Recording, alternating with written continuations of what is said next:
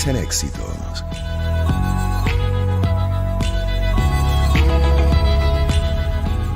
Ha sido noticia, pongo en contexto la conversación que vamos a tener en los próximos minutos con, dos especialistas en este tema, cada uno desde su ángulo. En el caso de Julio Castro como médico con posgrado en Medicina Interna e Infectología, el caso de Feliciano Reina como defensor de derechos humanos, presidente de la Organización Acción Solidaria, sobre los efectos de los recortes presupuestarios de Estados Unidos en esta segunda gestión de Donald Trump a organismos internacionales. Específicamente, hoy vamos a revisar la Organización Mundial de la Salud. De hecho, el director general de la OMS advirtió sobre justamente el riesgo que significan esos recortes a los programas de ayuda a diversos países contra enfermedades, por ejemplo, como la malaria, el SIDA o la tuberculosis, lo que se traduce en que millones de vidas estén en peligro. Dijo, en el caso de la malaria, si continúan las interrupciones, se podrían sufrir 15 millones de casos adicionales al año y 107.000 muertes, lo que supondría perder 15 años de progresos. Fue parte de lo que destacó el máximo responsable de la Agencia Sanitaria de la ONU. Aquí me detengo entonces ya para incorporar este panel. Le doy la bienvenida y las buenas tardes al doctor Julio Castro y a Feliciano Reina. Bienvenidos, gracias por aceptar esta invitación para conversar sobre todo de los efectos, en este caso, para Venezuela. Así que vamos a empezar con Feliciano, que está como defensor de derechos humanos, presidente de la Organización Acción Solidaria, muy activo y ya debe estar pulsando, obviamente, las consecuencias de esta medida de Donald Trump en su segundo mandato. Bienvenido, Feliciano. Muchísimas gracias, Gladys. Buenas tardes. Qué bueno compartir con Julio también, que además creo que estuvo de cumpleaños hace poco. Un abrazo, Feliz Julio. cumpleaños. Ya se lo daremos. Gracias, Felipe. Este, mira, Gladys, con una inmensa preocupación. Yo creo que todavía cuantificar los daños de la interrupción de programas, no solo este que tiene que ver con el VIH y vamos a decir la salud en general, sino el conjunto de programas en el ámbito de lo humanitario, migratorio, temas de democracia. Es decir, es de tal magnitud que de verdad es muy difícil en este momento todavía poder medirlo. Sin embargo, sí es cierto, hay varias cosas en las que me encantaría escuchar a Julio también, pero ya leyendo, viendo un poco estas comunicaciones entre activistas alrededor del mundo, y eso nos va a afectar, es que cuando uno ve, Gladys, lo que ha sido la inversión de los Estados Unidos en estos distintos temas, de nuevo, también en desarrollo, es de una magnitud que cuando la interrumpes de una sola, la brecha es demasiado grande para que sea cubierta ni siquiera por un conjunto de actores. Es realmente inmensa. Solo para dar un dato, Gladys, los programas humanitarios del mundo en el 2024 eran 24 programas humanitarios. La cooperación de Estados Unidos aportó 15.000 millones de dólares. La segunda en dimensión fue la Unión Europea con 2.800 millones de dólares. Imagínate la brecha, 5 veces menos. Esto, por supuesto, impacta entonces en un área como la nuestra, y de lo más grave, ya para terminar aquí, Gladys, es que se migra entonces lo que está basado en la ciencia, lo que viene desde el terreno, lo que se recoge como prioridades en términos de personas, grupos priorizados o de zonas geográficas, y se convierten ahora en una herramienta política, de geopolítica, de intereses de otra naturaleza de Estados Unidos. Entonces, bueno, hay una serie de temas que van a salir otra vez por razones de ideología y no por lo que indica el daño a personas y el bien que se les debe hacer a través de esa inversión humanitaria, ¿no? O en salud, de nuevo, en términos mucho más generales. De todas maneras, esto es un tema que, por supuesto, abarca mucho y el tiempo no nos va a dar para poder desarrollar todo lo que quisiera, pero igual esta primera hora nacional la vamos a dedicar porque además tiene mucha importancia, como bien dice, ¿no? Para Venezuela, en vista de que organizaciones no gubernamentales locales pues se han apalancado justamente en financiamientos como el de la OMS o también USAID para poder ayudar a los más vulnerables, que son muchos dentro del país. Así que tiene muchas aristas y las voy a ir asomando para compartir con ustedes lo que puede ser ya el punto de vista de análisis de muchos y lo que puede ser también el de ustedes. Doctor Julio, igual para estos primeros minutos de conversación como médico, ya la experiencia que está viviendo y la evaluación que hace con relación a esta decisión de la gestión de Donald Trump. A Gladys, un abrazo también a Feliciano, que te voy a poner un dato fáctico que conozco de primera mano. Durante el año 2016-2017, Venezuela estaba en medio de 2 brotes de difteria y sarampión.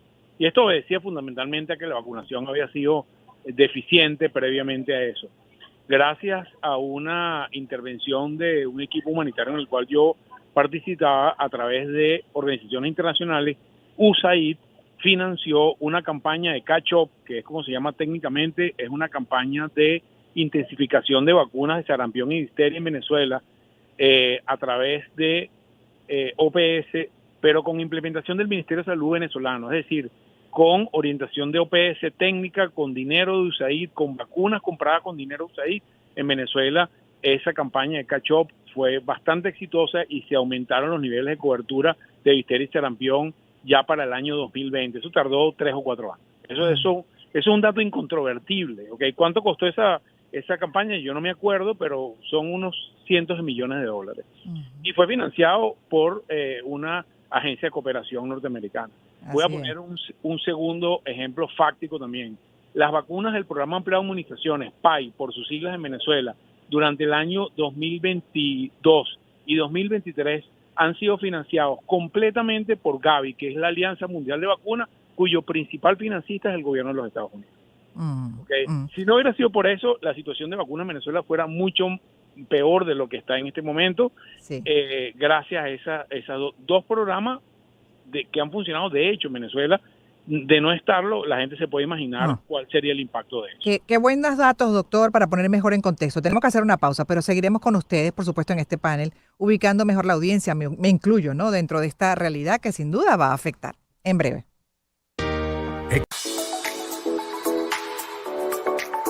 Espacio para conectar. Éxitos. Caracas, El Vigía, Guarenas, Guatire, Maturín, Táchira, Mérida, Barquisimeto, Margarita, Puerto La Cruz, Puerto Ordaz, Maracaibo. Maracay. Éxitos. Sonidos en primera fila.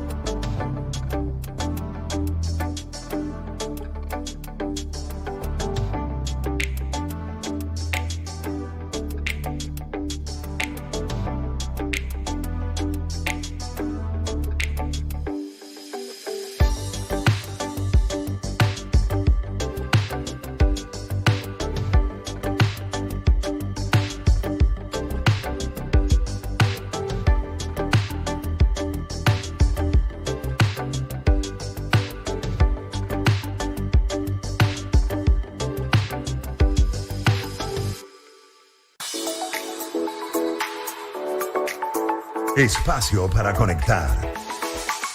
Éxitos. Caracas, El Vigía, Guarenas, Guatire, Maturín, Táchira, Mérida, Barquisimeto, Margarita, Puerto La Cruz, Puerto Ordaz, Maracaibo. Maracay.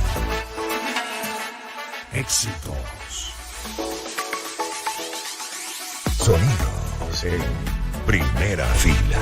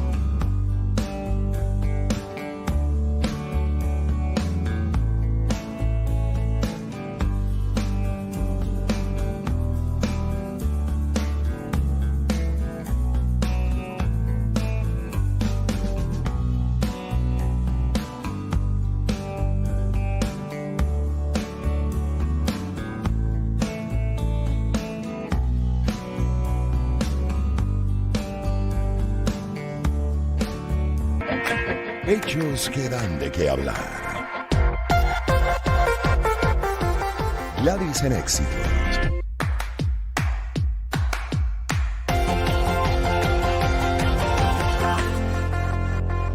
Bien, para seguir poniendo en contexto, Leo, además de lo que fueron las declaraciones del director general de la Organización Mundial de la Salud, que reconoció que tanto si Estados Unidos reanuda alguno de los programas paralizados como si no lo hace, otros donantes tendrán que aumentar sus esfuerzos, así como los países que dependían en gran medida de Estados Unidos. Y recordó que la OMS ha pedido repetidamente a todos sus miembros que aumenten progresivamente su gasto en salud.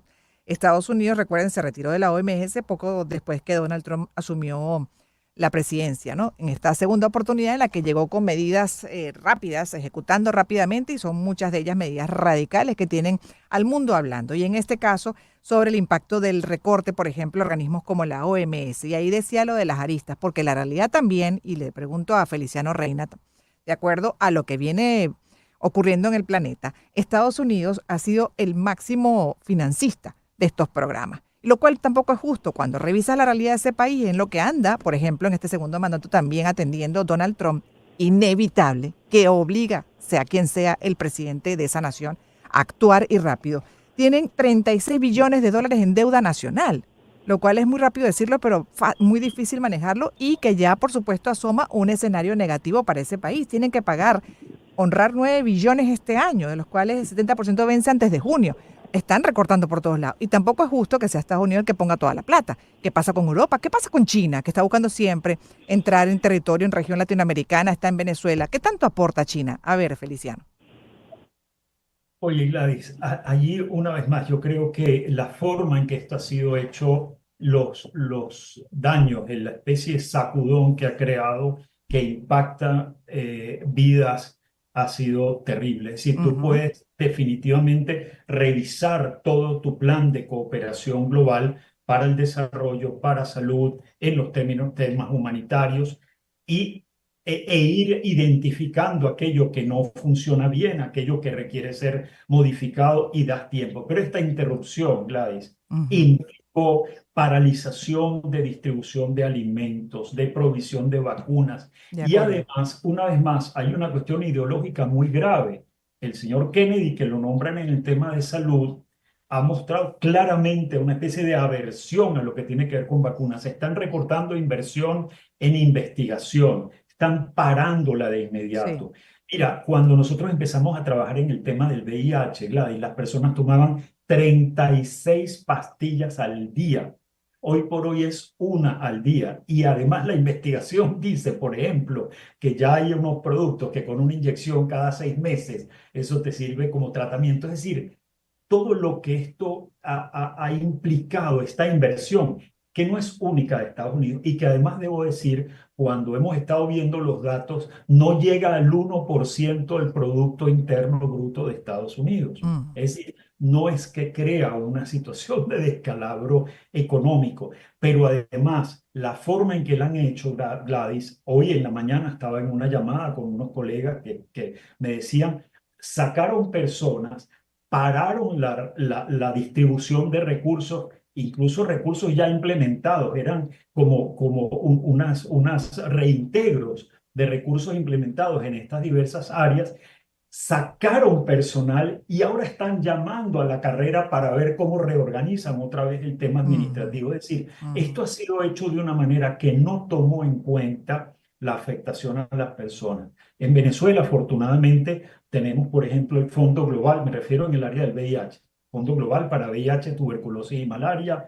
Esta ha sido una inversión también de múltiples actores, pero uno muy importante de Estados Unidos en esta inversión global. Y entonces cuando empieza a entrar la ideología o hacen esta interrupción, por ejemplo, dicen mantendremos tratamientos, todo lo que sea que haya que salvar vidas, pero todo lo que está conectado con esto, equipamiento para hacer monitoreo, a lo mejor distribución de implementos para el tema de la malaria, todo esto se ve afectado, Gladys, y lo han mandado a parar mientras Sí. revisan. Parar temas que tienen que ver, que tienen un impacto tan grave en la vida y en la salud, así sea por 3 meses, es de un daño otra Sí, vez sí. irreparable para muchas personas. Y es la observación que Sí, hacemos muchos también. Podemos entender el fondo, tratar de entender el fondo lógico de esa realidad que hay que revisarla de Estados Unidos, pero la forma, como bien dice usted, intempestiva, abrupta, está generando consecuencias que seguramente no creo yo que tampoco quiera esa gestión, ¿no? Originar en lo que son estos temas humanitarios, que bueno, recorten aquellos que sí definitivamente no son prioridad, lo cuestionado por, en este caso, por la gestión de Trump y algunos funcionarios sobre los financiamientos de USAID a programas que giran más en torno también a un tema, se podría decir, ideológico, hasta político, que nada tiene que ver con estas necesidades urgentes de las poblaciones en el mundo. Y ahí voy con el doctor Julio Castro, como médico también. ¿Qué observación hace usted al respecto? Mira, Gladys, quería hacer una puntualización en relación al tema de la OMS y no es un hecho que Estados Unidos está fuera de la OMS. Entre la decisión que efectivamente anunció el presidente Trump y el hecho real va a pasar un año. Es decir, en este momento todavía Estados Unidos está dentro de OMS. Las razones que dijeron en el momento, y ahí estoy de acuerdo con lo que comenta Feliciano, no obedecían tanto a razones de recorte presupuestario, sino a la capacidad de decisión que tenían los Estados Unidos dentro de las decisiones de la Organización Mundial de la Salud. Es decir, su capacidad de decisión, según ellos, estaba comprometida y ellos requerían una mayor capacidad de opinión en las decisiones que toma ahí. Voy a poner un ejemplo. Gracias a la inversión y al recurso humano que ponen los Estados Unidos en la control de ébola en los países africanos que tenían ébola, es que se mantiene esa enfermedad a raya.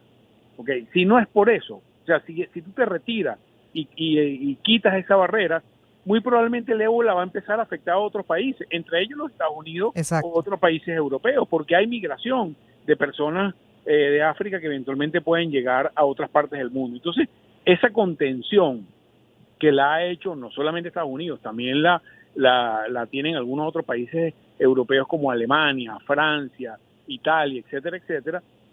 Podemos estar en el umbral de una situación de salud pública internacional completamente diferente a la que tenemos en este momento, y creo que el mejor ejemplo para eso fue el COVID, ¿okay? Si no hubiera sido gracias a una serie de programas internacionales, entre los cuales se vio beneficiado Venezuela, de equipos de protección, equipos de diagnóstico temprano, recursos humanos, conocimiento general de que estos países que tienen una mayor capacidad traspasaron a otros países de otra capacidad, la situación hubiera sido mucho peor. Y aquí hay una discusión ética, es de que si bien probablemente no es responsabilidad primaria de los países del primer mundo, porque los problemas no los están afectando a ellos directamente, pero sí los están afectando indirectamente. Entonces, creo que es una reflexión mundial que tenemos que hacer. Los temas de geopolítica tienen que imbricarse con temas humanitarios, porque si no, sálvese quien pueda y cada uno agarra a su muchacho y el que pueda puede y el que no pueda no puede. Creo que esa no es la discusión ética que tenemos que tener en el mundo de ahora, en este mundo que estamos viviendo, y creo que hay que buscar unos puntos medios entre los problemas administrativos presupuestarios que ciertamente tiene el gobierno de los Estados Unidos con la opción de la transferencia a programas humanitarios que sin duda están salvando millones de vidas en el mundo en este momento. Y me imagino que esa reconsideración vendrá, Feliciano, lo decías, ¿no? Que tuvieron que recoger en ciertas cosas que empezaron a ver, pues eran por la medida abrupta, ya, difíciles, ¿no? De manejar, cosas que estaban en curso, que se suspendieron. Incluso entiendo que hasta envíos que se habían hecho, que no se podían utilizar, aprovechar y se podía perder, como nos pasó en Venezuela. Caso, por ejemplo, de importaciones que se hicieron y se perdieron, cosas que uno dice insólito, en la necesidad que está el mundo. Y en el caso de Venezuela también. Entonces, me imagino que esas reconsideraciones vendrán, pero mientras tanto, dentro de la urgencia, ¿cuál es la prioridad de acuerdo a cómo va el mundo? Y en el caso particular de Venezuela, de aquellas organizaciones que se soportan este tipo de financiamientos para atender en este plano, por ejemplo, de la salud. Mira, yo creo que esta es una muy importante, Gladys, poder hablar de esta situación y reflejarla donde podamos hacer incidencia. En esa llamada que te comento con colegas que están en el mundo humanitario y de la salud en general, están, pero en reunión constante. Esto es casi un estado de alerta permanente. El problema que me estaban comentando también, empezaron a preparar recursos legales para, por ejemplo, y que al final hubo esta orden del Tribunal Supremo de nuevo comenzar con los recursos que habían tenido represados, cosa que de nuevo fue gravísima. Pero todo eso toma tiempo. Y además tienes, por supuesto, el equipo de gobierno con todo su aparato legal contrarrestando. Es decir, ahora es una cuestión de fuerza que desafortunadamente, de nuevo, Gladys, tiene en el medio a sectores de la población, también en Estados Unidos y en el mundo, que requieren de una manera muy distinta de tratar estos temas. Uno puede comprender cualquier situación que tenga que ver con un uso de recursos más eficiente, pero no puede ser hecho de cualquier forma. Es lo que hablábamos antes. Claro, por lo que representa hoy en día la dependencia. Sí, lo que se tiene de dependencia de Estados Unidos, que tampoco está bien, porque el resto del mundo donde está, le preguntaba por China, para antes de pasar al doctor Julio Castro, porque bastante interés ha mostrado China en nuestra región. Pero ¿cuánto colabora en este sentido? Sí, no lo vemos, no lo sabemos.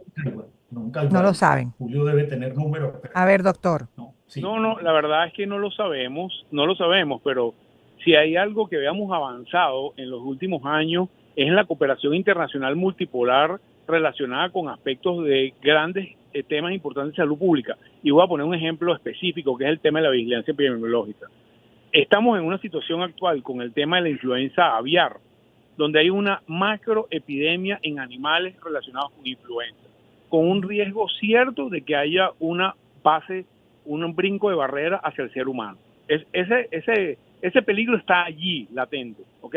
Y eso no conoce fronteras porque los mamíferos que han estado muertos en la Antártida, los leones marinos en Chile, en Australia, digamos, ahí no tiene que, esos animales no conocen dónde empieza la frontera de un país y dónde empieza la frontera de otro. Pero si nuestras capacidades de diagnóstico epidemiológico se ven comprometidas por la falta de inversión de diferentes países en detectar tempranamente esa epidemia, podemos estar en un riesgo cierto de una nueva gran pandemia, en este caso de influenza aviar, en el caso de que pase la barrera eficientemente al ser humano, y nuestra capacidad en este momento real de respuesta por la disminución de la inversión en los centros de vigilancia está severamente comprometida, inclusive dentro de los propios Estados Unidos en este momento. Sí. Es por lo cual el ambiente científico se siente muy incómodo o se siente muy inseguro en nuestra capacidad de detección y respuesta temprana, al menos en algunos puntos específicos. Creo que hay algunos, dentro de toda esa gama de inversiones en el sector salud,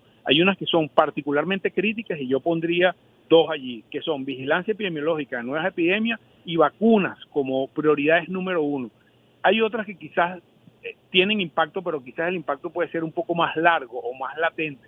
Entonces, creo que hay que discutir, mira, cuáles son muy prioritarias y sobre esas prioritarias tenemos que meterle el ojo en las próximas semanas y otras que no son tan prioritarias y nos da un poco de tiempo, más de meses, de tomar decisiones de cuáles quedan y cuáles no quedan. Pero esa es una discusión muy importante en el mundo entero en este momento y que escapa solamente al tema de los Estados Unidos. Yo estoy de acuerdo contigo que esto es un tema que la Comunidad Económica Europea debe ver con detenimiento, lo mismo el tercer sector o los países no alineados, etcétera, etcétera, porque lamentablemente esas enfermedades nos van a afectar a todos de una u otra manera. Así es, exactamente. Gracias a los dos por haber estado con nosotros. Feliciano Reina, de Defensor de Derechos Humanos, presidente de la organización Acción Solidaria, y también gracias al doctor Julio Castro, médico con posgrado en Medicina Interna e Infectología, miembro de la Red de Médicos por la Salud y profesor también del Instituto de Medicina Tropical de la Universidad Central de Venezuela. Hoy hablando de los efectos del recorte por parte de la administración de Trump, de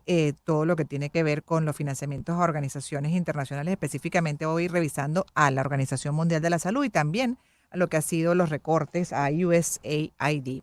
Vamos a hacer una pausa, música, y en breve volveremos. Gracias a ambos.